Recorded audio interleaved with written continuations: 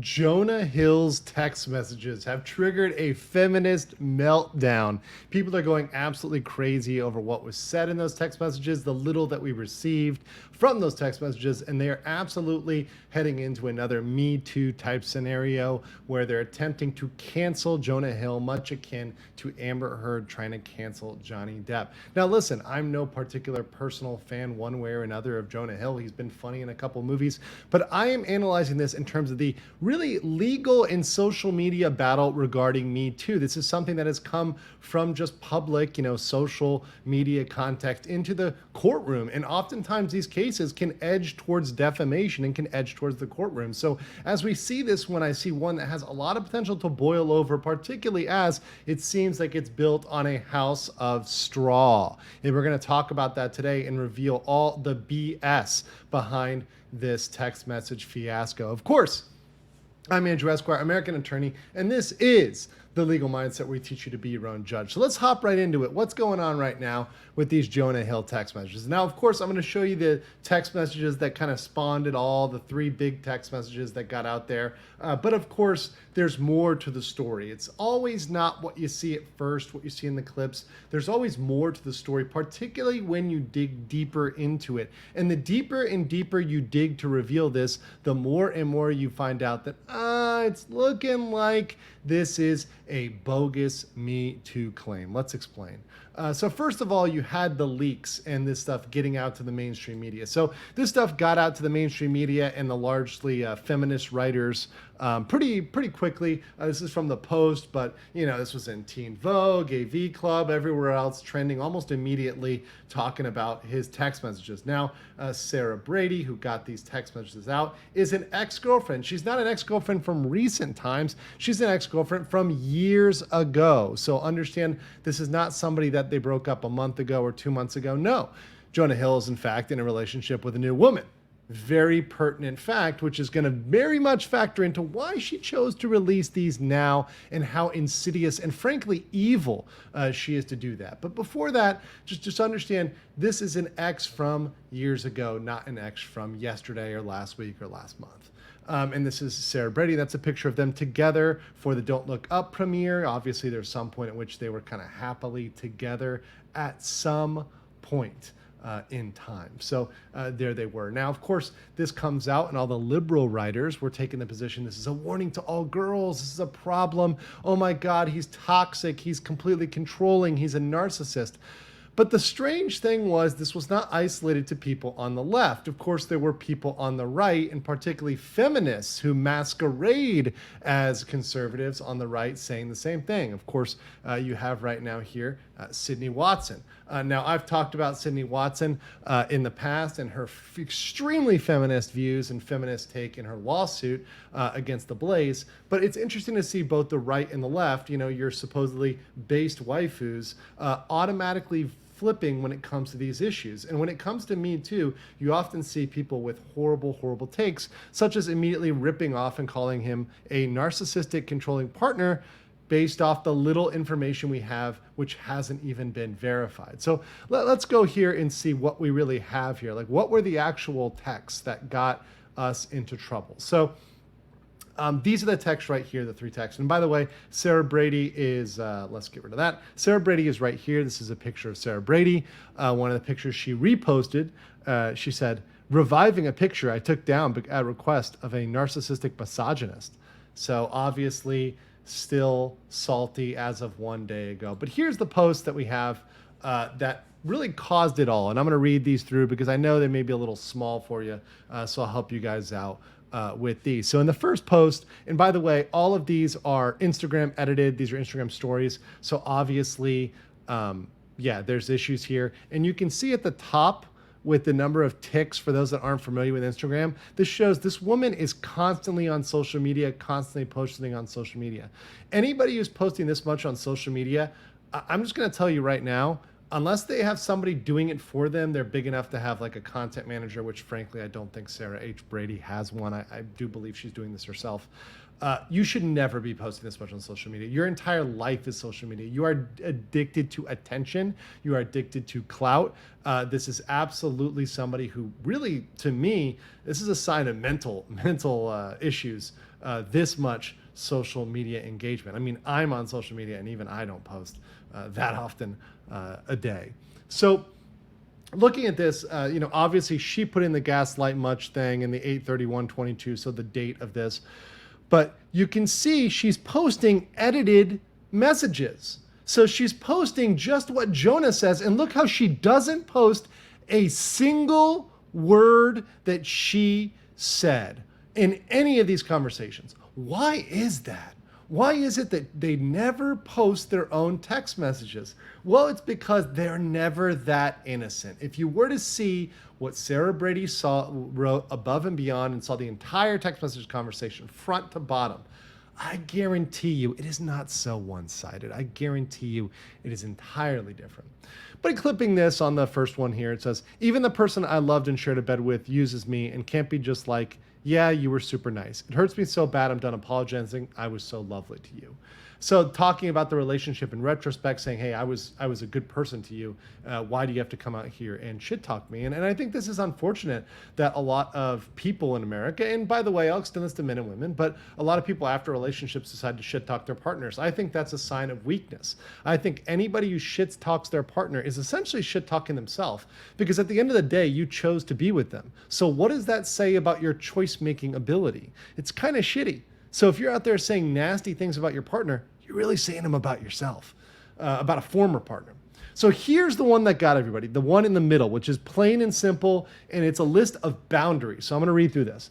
If you need surfing with men, boundaryless, inappropriate friendships with men, to model, to post pictures of yourself in a bathing suit, to post sexual pictures, friendships with women who are in unstable places and from your wild recent past beyond getting a lunch or coffee or something respectful, I am not the right partner for you.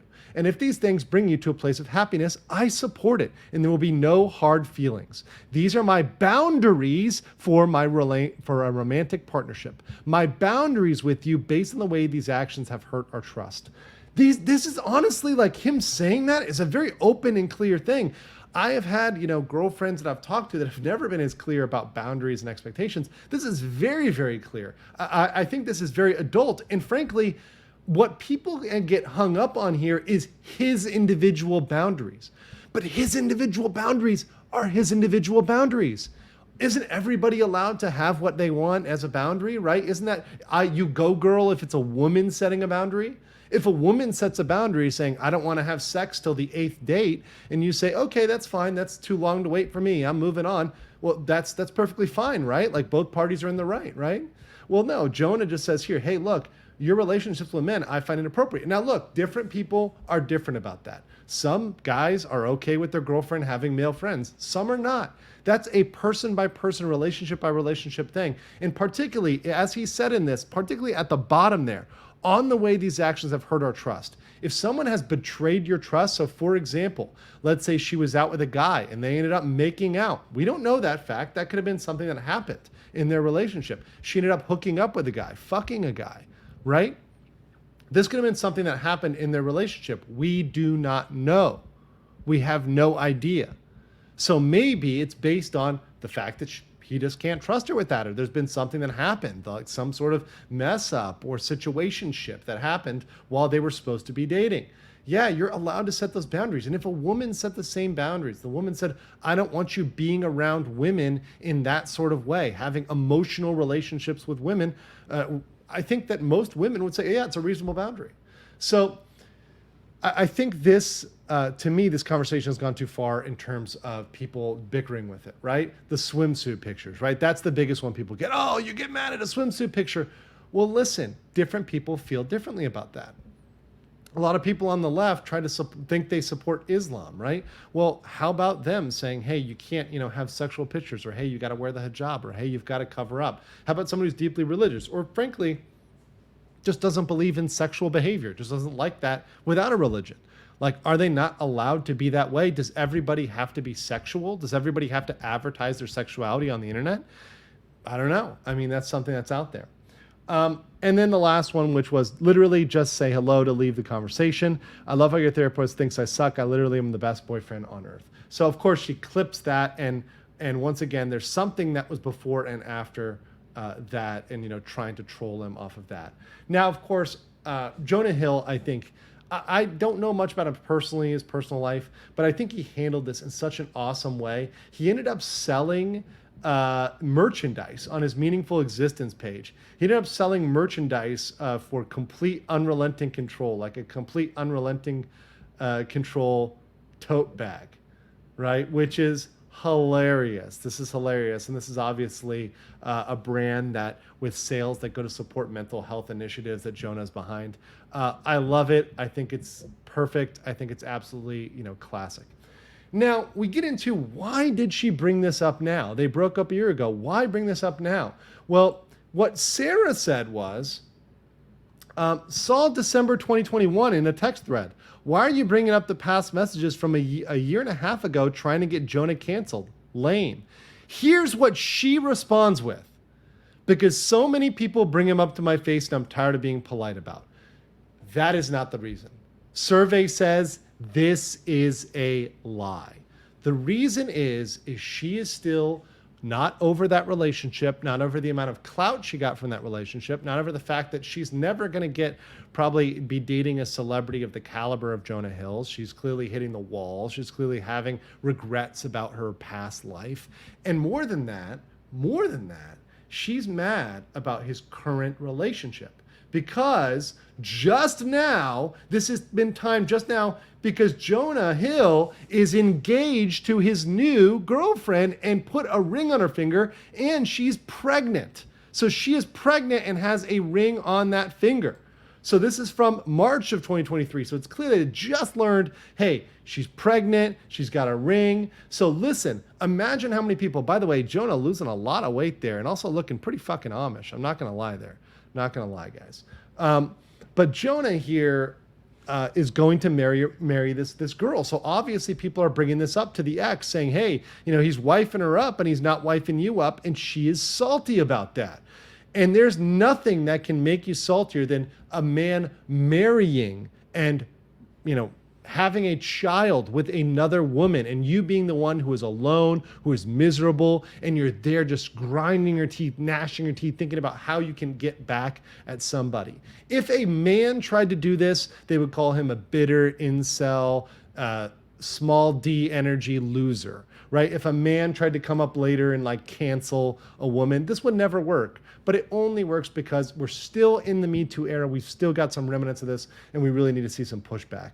But luckily, these women, they end up telling on themselves. And I want to play, this is actually audio from Sarah of her telling on herself and why exactly she wants this information out now, not later, not maybe in the future. Why she wants it out now, because there's a very, very specific reason why she wants this out now and why she can't wait until any later. So let's go with this here. Part of me waited until after she had given birth, not right after, but a little bit after, so that his current fiance and the mother of his child, Olivia, I just hoped she would receive some of these screenshots somehow through friends. See, that's where it is right there. She wants to ruin his current relationship. What she really truly wants is to go out there and to make him miserable in his current relationship and ruin that happy relationship. Misery loves company, ladies and gentlemen. And this can be for both genders, but in this case, this is the Me Too movement enabling it. And we have to acknowledge that there's a gender disparity in Me Too, right? Men aren't Me Tooing women here, right? This is still something that primarily happens, particularly with rich and powerful women trying to Me Too people, and they get away with it because they have a certain amount of benefit of the doubt that is still given to them in this era. This is not to say Jonah Hill's a nice person. This is not to say I support his politics, I support his personal life, or anything else about Jonah Hill. However, I support everybody who is falsely accused, and I also support the right of people to be taken to trial, to court. If Jonah Hill deserves to be canceled or fired, he should be charged with a crime. He should be brought to court. He should be brought with some sort of charge. Unless you have a criminal charge pending against you, I just do not feel that, and do not think that it's just that people be canceled from contracts, be pushed out, and essentially ostracized from society because of an out of context text conversation. Let's face it, we have all had text conversations that can be taken out of context and taken poorly. And certainly we would never want to be cast out from our job, from our livelihood, from everything else because of something we said, something dumb we said, possibly years ago to an ex-girlfriend. That being said, guys, let me know what you think about this. Let me know which way you fall on this, whether you agree or disagree. Do you think it's crazy? Make sure to like, comment, and subscribe. Thank you so much for getting me over 100,000, and I will catch you all very, very soon. Peace.